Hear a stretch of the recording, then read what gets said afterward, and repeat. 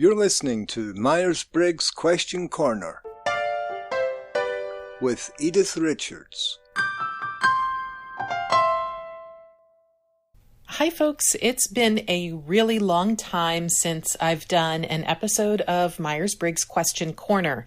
We have been on an extended hiatus as we've been putting together a new series on emotional intelligence called EQ at Work. I'm very pleased to share that Season 1 is now available on iTunes, YouTube, Google Play, and wherever you get your podcasts. So please, please, please subscribe, give us a like, give us a review. We really do rely on you to spread the word on the work we do. And emotional intelligence is one of those topics that's truly worth sharing. We've got some great interviews in this series with people I know who have used the concepts of emotional intelligence to overcome some pretty significant obstacles in their lives. And I couldn't have done this without my fabulous producer, David Terrace. And for those of you who are regular subscribers to this podcast, David is the other voice you hear, and he's coming to us all the way from the Scottish Highlands, and he's here again today. So welcome, David. Thanks, Edith. It's good to be back. Hello, listeners. It really has been a long time since we've done one of these recordings. I have to say, I'm very pleased to be back. There's always great fun in this for me, and lots of informative subjects for our listeners too. Yes, agreed. And it's really good to be back talking about the Myers-Briggs because, as you all know, it's one of my very favorite topics to talk about. And the topic this time, well, I love talking about J versus P because I've found that more than any other dichotomy, it's one that causes a lot of tension and also a lot of misunderstanding. It is one of your favourite topics, and I have to say, I've learned so much from these podcasts and the MBTI. It really has helped me in how I relate to others. It's made me think, and this is going to be another helpful subject for us, especially during this time, I'd say. As we're recording this episode, it's the second week of June, so we're still dealing with the pandemic and a lot of changes happening around the world. Very true. Crazy times we're living in. So I've been listening to a lot of podcasts lately, and a lot of the topics are to a greater or lesser degree about COVID, about how challenging the last year has been, stories of being caught in unpredictable situations, overcoming obstacles, a lot of obstacles related to the pandemic, but also the social issues that have been so prominent all over the U.S. So a lot of people in the HR space, in psychology, in business, and a lot of thought leaders are talking about these topics. Yes, I guess this is what's on everybody's mind these days. If you could, Edith, could you maybe share a few of these thoughts and why they spurred this particular episode of Myers-Briggs Question Corner? So one of the first things that comes to mind is, of course, the shift in how we work. Now, I'm not going to lie, since I've been working from home, I've enjoyed not being stuck in traffic, not having to buy gas all the time. And I think our environment is thanking us too. There's less air pollution, there's fewer greenhouse gas emissions and things like that. And I feel like my quality of life in general is a lot better. I have more energy in general because of all that reduced travel time and travel costs, and I feel a lot more productive overall. Yes, and along with that, online meetings and Zooms seem to have become the norm. That makes it easier for people all over the world to participate more readily in webinars and online conferences. And for all of us to attend online events, we may not have otherwise been able to attend physically. So that's also a nice perk. Yes, definitely another positive from the past year. And what I'm really hearing a lot about right now is agility. Agile leadership and agile transformation are hot topics. And the dictionary says that agility is the ability to move quickly from place to place and the ability to think and understand quickly. In the business world, agility is moving away from the traditional approach. Agility is being innovative. It's replacing old work habits. Let's face it, technology especially is going through rapid, constant change. And to keep up, we need to adapt and we need to become more agile and we need to do it quickly to stay ahead of the competition and to adapt to changing demands with customers. And it's really this very interesting culmination of everything that's been happening over the past year. We're just not the same people we were a year ago. So that's being talked about quite a lot in the leadership space, essentially. In our day-to-day lives, I'll just speak from my own observations, though, we still see a lot of companies and a lot of people reacting rather than responding. And obviously, that's not good. Yes. I always think this has to do with our unconscious bias, Edith, and not being aware of the messages that we're giving off, and also not being aware of what's going on with us internally, and how our internal programming is actually hindering us. So yes, I've been listening to a lot of discussions on these topics as well, and this need for more mindfulness and more awareness. You've actually talked about it in your emotional intelligence podcast as well. Oh yes, another reason for you all to tune in to EQ at work. And these topics, as we pause here to consider them in the moment and thinking about how agile we really are, meaning how open we really are, how genuinely curious are we about other people. Curious people actively engage their minds. They seek out new information. They're not stuck in the old ways of doing things. They stretch their minds.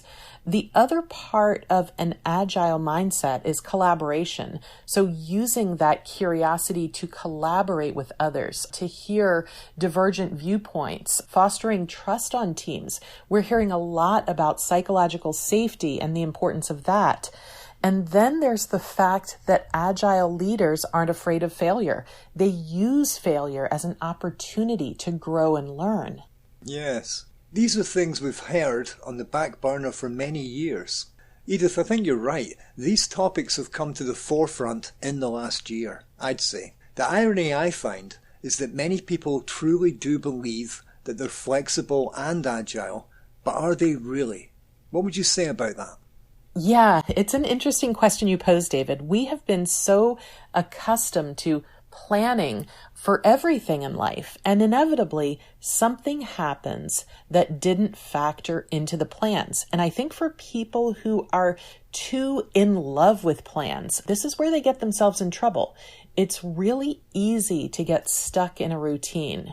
I mean, think about your daily routine and how much variation do you have? It's a rhetorical question, but I think it's a good one for people to ponder.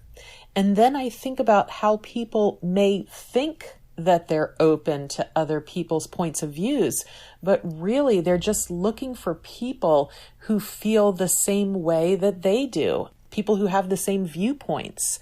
Unconsciously, I think we tend to align ourselves with people who are similar. And that's a dangerous place to be because it leads to confirmation bias. Oh yes. This is an excellent point, Edith. Most of us, whether we admit it or not, we fear the unknown and we fear change. And what you're saying here factors into all of that, because different points of view will, we hope, change our own viewpoints. But there's this little part of us that feels threatened by different views and even different people.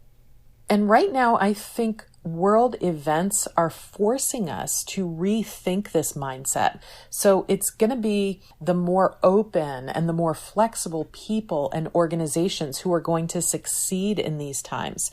And maybe not just succeed, but thrive. I believe it's a necessity today.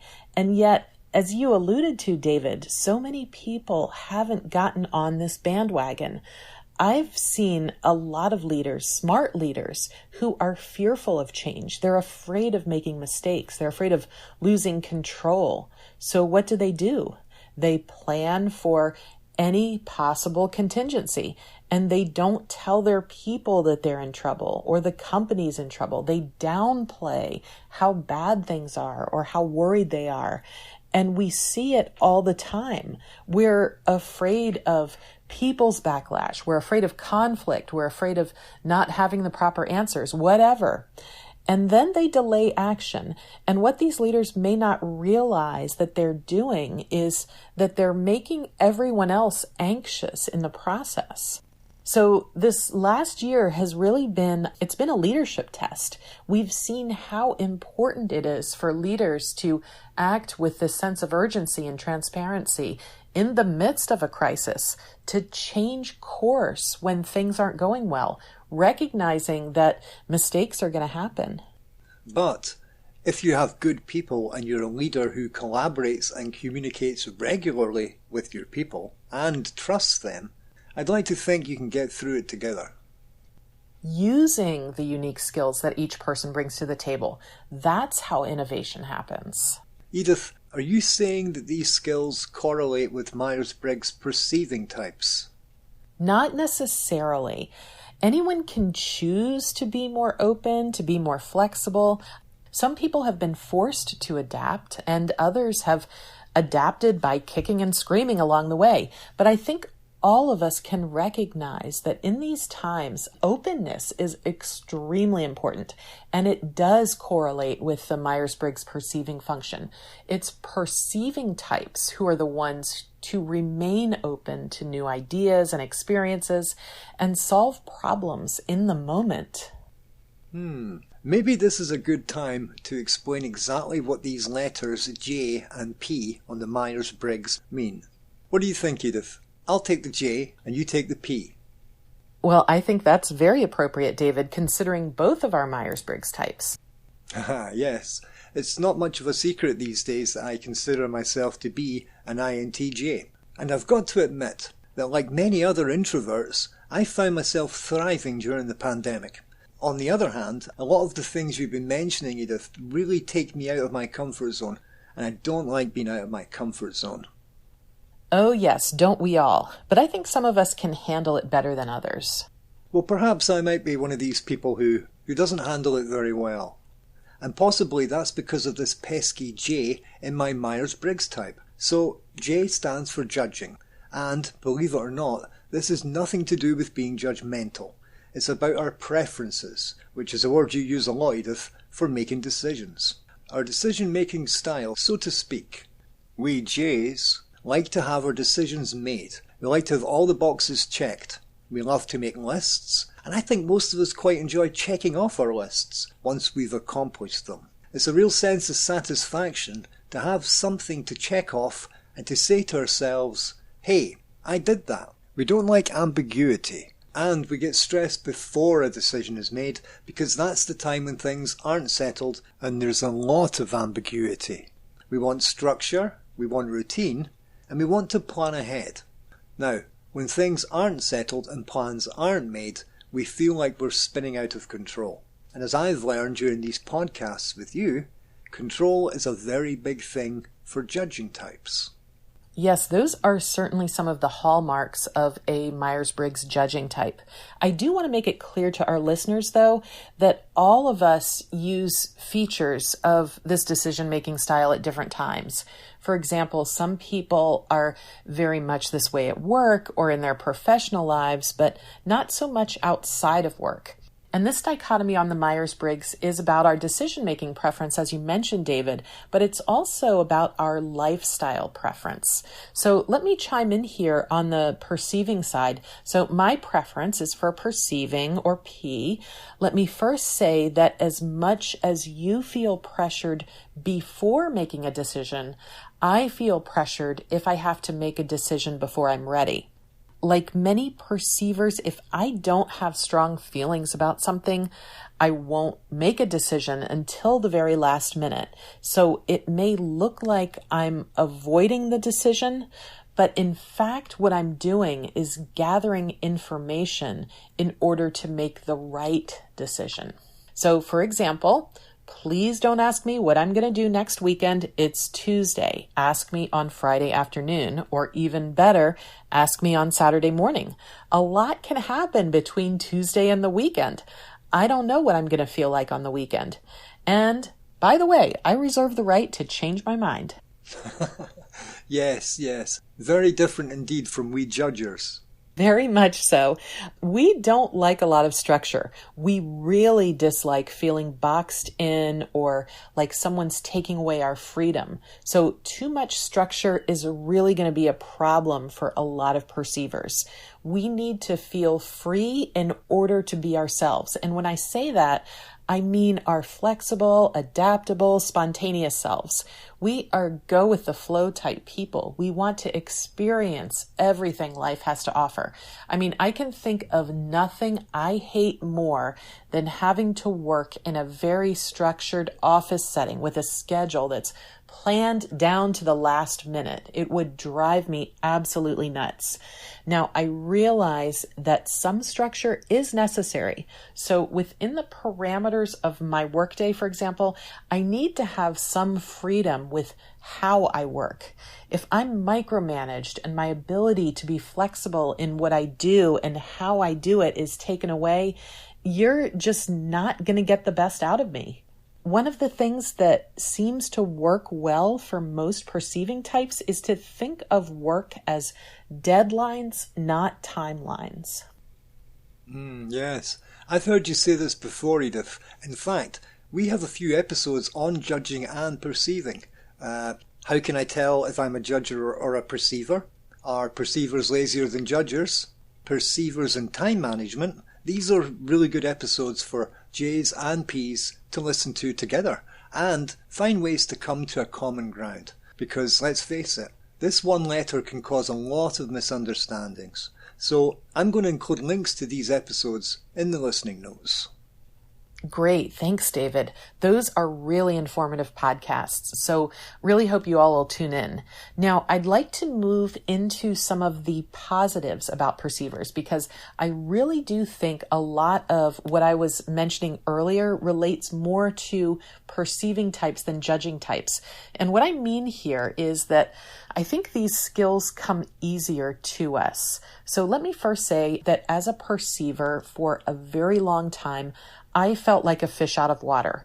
I was raised by a family of judgers. I'm the only perceiver, so I think from a young age, I was misunderstood. I was told that I'm a slob, and why isn't your room cleaned, and why isn't your bed made? Why can't you put your things where they belong? So I grew up knowing that I had to do these things, and I remember trying very hard to do them. And as I got older, I'd get photo albums and scrapbooks to put all my pictures and mementos in, and I'd get boxes to organize things, and I'd get planners and little calendars that I swore I'd carry around with me so I wouldn't forget important things. But it was like this exercise regime. I'd start out with really good intentions, and somehow I'd fall off the wagon. You see, but to be fair, this is a problem for anyone, Edith, not just a perceiver. You're absolutely right, David. One thing we don't want to do with the Myers-Briggs or any personality assessment for that matter is to stereotype or pigeonhole people or predict behavior. The fact is that there's a lot more to our personality that goes into effect in decision making and being effective in our daily lives. And I don't mean to imply that being a perceiver makes me disorganized. Everyone is not exactly like their type. We all have shades and nuances. But it does explain a few things, and it's something I know a lot of perceivers struggle with. Yes, and another thing we may struggle with is fitting into society, or at least the corporate world. Let's face it, we live in a goal-oriented world. Success is measured by what we've accomplished, not so much how we've adjusted. We live in a world, I'd say until very recently, where stability and micromanagement and cost-benefit analyses with carefully constructed timeframes and this command and control type leadership were very much the norm. And all of these things are not aligned with how perceiving types naturally function. And this isn't to say that perceivers can't or haven't adapted to that norm. Many of us have. And it's also been a huge struggle for many of us. But I've noticed some shifts, I'd say even before the pandemic. But this past year has really changed things. And I'll say that smart companies and smart organizations can use this to finally harness the power of the perceiver. And ultimately, I think that's going to be very good for business because you're using the best skills that your people have. You're not forcing them to conform to some type of pre-established way of doing things. Yes, this is very interesting, Edith. You mentioned agility before, and this is something it sounds like most perceivers are going to be able to get on board with. I think a lot of us do or will. We perceivers have skills that are often missed, and one of them is using information or ideas in the moment. We are masters at working under pressure. Another is identifying options or different ways to implement a decision. We're the ones who notice problems before anyone else notices them. I'd say that perceivers, more than judgers, are the ones who take control of the more immediate decision making. While judgers like myself are more skilled in long-term plans. And the second letter of S or N, sensing or intuition, also factors into decision-making style as well as thinking and feeling, but we'll save those for another time. I'd actually like to give a shout out for Clifton Strengths and the book and concept of strengths-based leadership. What I really like about this concept and the Clifton Strengths Assessment is that it's about using our own strengths, not trying to fix what's wrong with us. And a lot of the advice out there about judging and perceiving, first of all, I think mostly it was written by judging types, but it's about how to fix perceiving types and make us more like judging types. And that's not really fair because you're just not going to get the best out of a person by forcing them to be someone that they're not. Edith, I will begrudgingly admit that. As much as perceivers can drive me crazy, I found that the more that I try to control them, the worse it gets. Right. Well, we don't like to be controlled, that's for sure. And let's face it, we Ps are in the minority. About 45% of the US and UK population are perceivers, and in the corporate world, it's roughly 40%.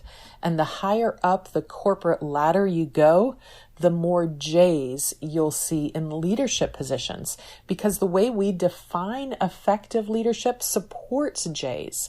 And Js themselves, their own inherent styles, also support being in a leadership role. We actually did a 2-part series on Myers-Briggs type and leadership a couple years ago. We did. I'll include those in the listening notes as well. Awesome. Thank you. Now, we're also hearing a lot about diversity, equity, and inclusion these days. And I think factoring personality into that concept is something that's not given enough weight. I think that also paying attention to personality types and increasing the diversity of personality types across corporate America will allow us to cover our blind spots better and also to become more agile. And that's simply good for business. Yes, I hear you on this, Edith. I'm actually going to cite an article you shared with me a few months back, published by the Myers-Briggs Company. We think of diversity as being related to race, ethnicity, and gender, but personality comes into play as well. I'll include a link to this article as well in the listening notes. Excellent. Thanks, David. So, as we're wrapping things up, I'll attempt to summarize a few key points from our conversation today. Most importantly, we don't want our listeners to assume that there's any advantage or disadvantage to being either a judger or a perceiver. We also want to remember that these are shades of grey when we're talking about personality dichotomies, and they relate to the Myers-Briggs. We all use the power of both judging and perceiving in our daily lives. But, as we've often said before, there's always one of them that comes more easily and more naturally to us.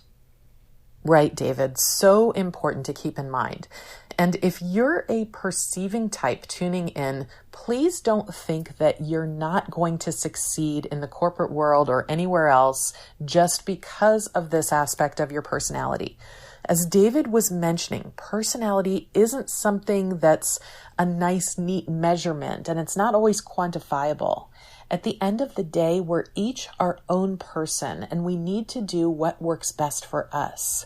For most of us who identify with the perceiving function, our power tends to come from keeping our options open, not deciding things too quickly before we have adequate information, and also being able to think of solutions on the spot. This is where our power to innovate and be creative comes into play.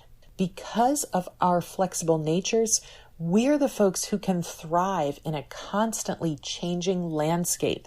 We add new perspectives to a conversation, while judging types thrive on progress and want to get things done and want to operate with a plan in place. We can't progress without generating alternatives, and this makes us great problem solvers and natural innovators. And with that, folks, we've come to the end of another episode of Myers-Briggs Question Corner. I do want to note that we brought you weekly content in the past, and we've recently celebrated our 100th episode. Moving forward, we're going to continue to bring you great content, so if you have any questions related to the Myers-Briggs Type Indicator or personality in general, please do get in touch through mbtipodcast.com or find us on YouTube, or you can send an email to Edith directly or find Edith on Twitter at Edith_Richards or at A Top Career. We'd love you to spread the word about the podcast. Give us a like, share, and even a rating on iTunes, because we do rely and appreciate your feedback. And with that, thanks for tuning in. Until next time. Thanks for listening to this episode. If you'd like to hear more, or you'd like to submit a question yourself, then you can find us at www.atopcareer.com. Until next time. MBTI and Myers-Briggs are registered trademarks of the MBTI Trust.